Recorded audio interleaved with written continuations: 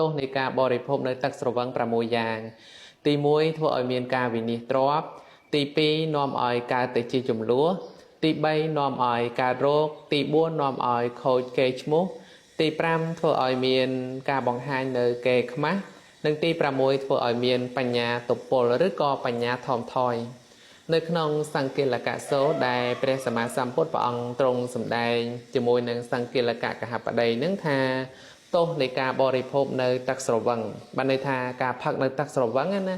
ដែលជាប្រកដីក្នុងសម័យបច្ចុប្បន្ននេះយើងហាក់ដូចជាថាឲ្យតម្លៃទៅលើទឹកស្រវឹងហ្នឹងណាពេលខ្លះជួបជុំគ្នា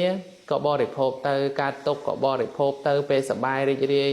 ពេលខ្លះយើងយករបស់ហ្នឹងយកមកដាក់មុខពេកមិនមែនជាការផឹកតិចតួចទេណាពេលខ្លះគឺថាជាការបរិភោគការផឹកទៅមែនតែនណាដល់អញ្ចឹងយើងមើលថាតើនៅក្នុងព្រះសាសនានេះព្រះសម្មាសម្ពុទ្ធព្រះអង្គទ្រង់សម្ដែងយ៉ាងដូចម្ដេចខ្លះអំពីទោសនៃសេចក្តីស្រវឹង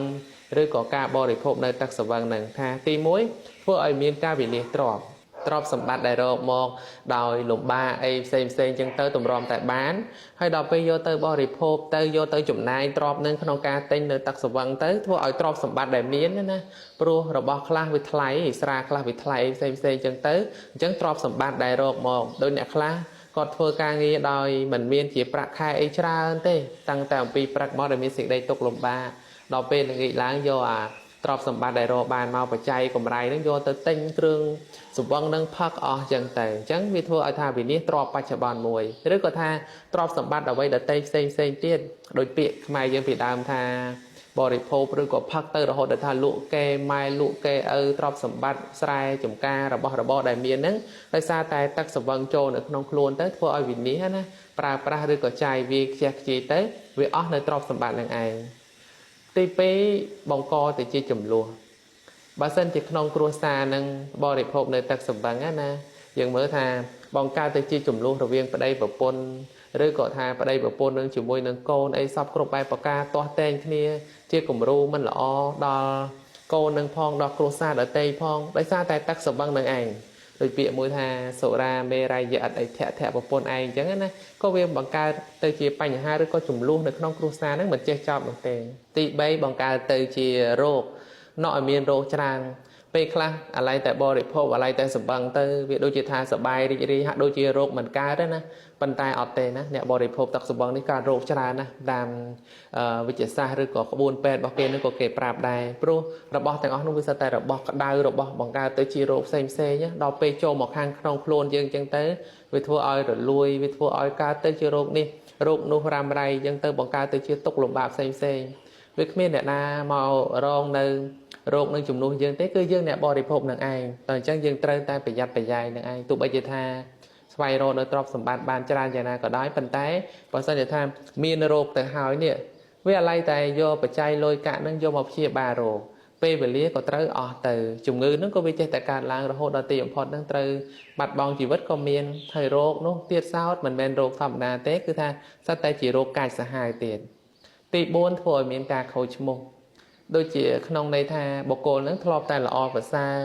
ប៉ុន្តែដល់ពេលបរិភោគទឹកសម្បឹងទៅយើងដឹងថា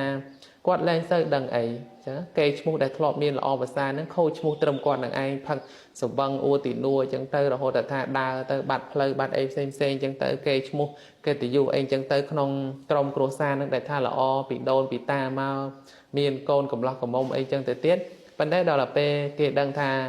ម្ដាយឪពុកអីចឹងទៅផឹកតែស្រាអញ្ចឹងវាធ្វើឲ្យគេឈ្មោះឬក៏កិត្តិយសនៅក្នុងគ្រួសារហ្នឹងក៏វាត្រូវសាបរលាបបន្តិចម្ដងឬក៏ខូចនៅគេឈ្មោះនឹងឯងចំណុចទី5គឺបង្ហាញនៅគេខ្មាស់បានន័យថាដោយសារតែសេចក្តីស្រវឹងវាចូលមកវាលែងដឹងណាសូម្បីតែសម្លៀកបំពាក់អីផ្សេងហ្នឹងក៏ត្រូវរបូតបង្ហាញនេះបង្ហាញនោះគេឆ្មាស់ឬក៏គ្រឿងអាសោចដល់បុគ្គលដទៃក៏បានដែរអាហ្នឹងគឺថាដោយសារតែជាតិស្រវឹងហ្នឹងចូលមកក្នុងខ្លួននិងទី6ធ្វើឲ្យបញ្ញាថមថយបញ្ញាថមថយបានន័យថាមនុស្សយើងធម្មតាពេលខ្លះវាមានការគិតល្អប្រសើរចេះគិតដឹងខុសដឹងត្រូវប៉ុន្តែពេលដែលទឹកស្រវឹងនឹងចូលក្នុងខ្លួនណា បញ្ញានឹងខ្សោយទៅដូចនៅក្នុងរឿងរ៉ាវរបស់ព្រះសាកតថេរដែលព្រះសម្មាសម្ពុទ្ធព្រះអង្គសម្ដែងព្រះសាកតថេរនឹងលោកមានរិទ្ធលោកអាចចាញ់ចាលនៅពួកនៅសត្វនាគជាដើមផ្សេងដ៏មានពឹសដល់ពលឹកខ្លាំងពូកែយ៉ាងណាក៏លោកអាចចាញ់ចាលបានដែរប៉ុន្តែដល់ទៅពេលចាញ់ចាលទៅអ្នកស្រុកគេមានសេចក្តីជ្រះថ្លាថាអូលោកម្ចាស់បកែណាលោកម្ចាស់នឹងអាចថាសម្ដែងរិទ្ធអីចឹងទៅអ្នកស្រុកជ្រះថ្លាប្រគេនសូរាការដែលព្រះអង្គមិនទាន់បញ្ញត្តិសិក្ខាបទហ្នឹងអញ្ចឹងលោកហ្នឹងក៏ឆាន់នៅសូរាទៅឆាន់ទៅវាសម្បឹងណានឹងឲ្យដើរទៅដួលតាមផ្លូវអីចឹងទៅព្រះអង្គសួរថាជាអ្នកណាឲ្យដឹងទៅថាជាព្រះសាកតៈបានព្រះអង្គសម្ដែងថាពីដើមព្រះសាកតៈនឹងលោកធ្លាប់ចាញ់ផ្ចាលនៅពួកនាគជាដើមដ៏មានពឹសដល់ពលឹកឲ្យធ្លាប់ខ្លាចទៅបានប៉ុន្តែឥឡូវនេះសំបីតែថាពោះទឹកមួយក៏លោកមិនអាចចាញ់ផ្ចាលបានដែររឿងទាំងអស់នេះចង់បង្ហាញថាការដែលយើងអាចគិតបានឬក៏ថាជឿទៅលើកម្មសកតាសទ្ធាអីផ្សេងឬក៏ថាសត្វទាំងឡាយមានកម្មជារបស់ខ្លួនហ្នឹងគឺក្នុងពេលដែលថា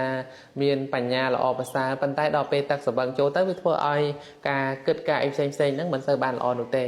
ដូច្នេះនៅក្នុងហេតុទាំង6នេះដែលព្រះសម្មាសម្ពុទ្ធព្រះអង្គសម្ដែងថាជាហេតុដែលធ្វើឲ្យ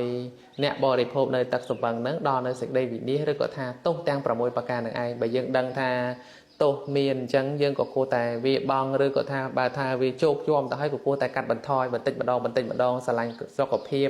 ទាំងខ្លួនឯងផងគិតគូរដល់កូនផងទាំងគ្រួសារផងទាំងសង្គមជាតិផងអញ្ចឹងទៅកុំយកតែថាគ្រឿងអបាយមុខនឹងយកមកដាក់មុខពេកកាលណាបើអបាយមុខនៃចង្រុកខណ្ឌឬក៏ហេតុវិនិច្ឆ័យនឹងយកមកដាក់មុខហើយវាមិនមានអីទេវាមានតែការវិនិច្ឆ័យអន្តរាយបាត់បង់របស់នេះរបស់នោះអញ្ចឹងទៅរហូតដល់ទីបំផុតស្លាប់ទាំងខ្លួនទៅទៀតដូច្នេះនៅក្នុងសេចក្តីនេះគឺជាសារមួយគឺជាពាក្យមួយក្នុងន័យថាជាការក្រើនរំលឹកដាស់តឿនសូមអនុមោទនា